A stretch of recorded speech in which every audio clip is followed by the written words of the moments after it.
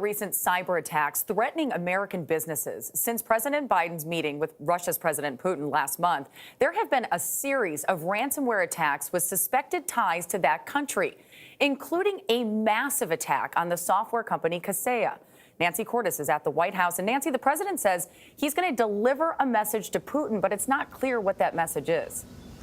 That's right, Jamie. We know that last month when he met with Putin in Geneva, he said that the U.S. reserves the right to respond to such attacks if Russia isn't going to. Well, that warning is going to be put to the test next week when White House officials discuss all of this with their Russian counterparts.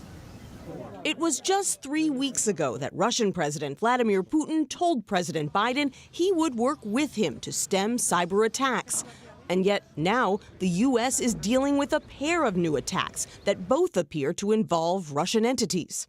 We're not dealing with, honorable people, they're thieves.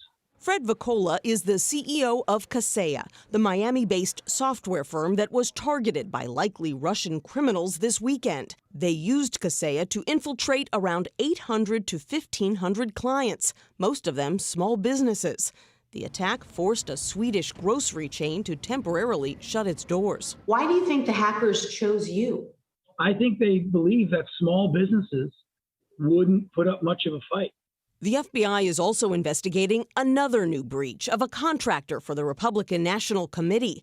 The culprit appears to be a unit of the Russian intelligence service. FBI is working with the RNC to determine the facts. When we have something like this happen, we have to respond effectively. Kirsten Todd runs the Cyber Readiness Institute. She says the latest attacks don't mean the Geneva summit was a bust. It was important for President Biden to initiate those conversations, to put a red line in the sand. In the case of Kaseya, the criminals are seeking tens of millions of dollars in unregulated Bitcoin.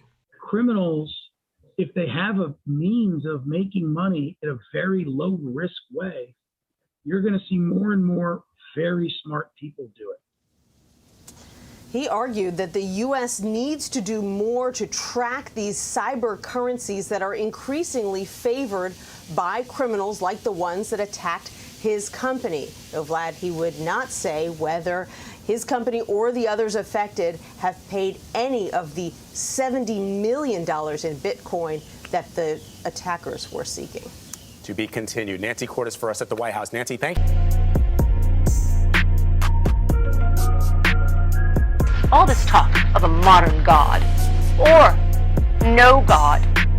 There is one God, the God of the Israelites. And he is a stern and vengeful God. And we have been mocking him far too long. And now he demands retribution in blood. It is time to declare yourselves.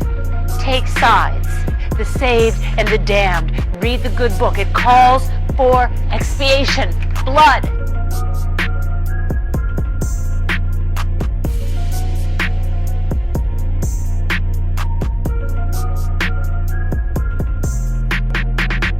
For behold, the Lord will come with fire, and with his chariots like a whirlwind, to render his anger with fury, and his rebuke with flames of fire.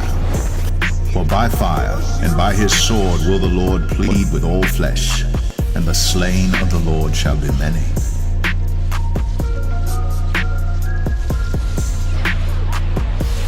For behold, the Lord will come with fire, and with his chariots like a whirlwind, to render his anger with fury, and his rebuke with flames of fire. For by fire and by his sword will the Lord plead with all flesh, and the slain of the Lord shall be many.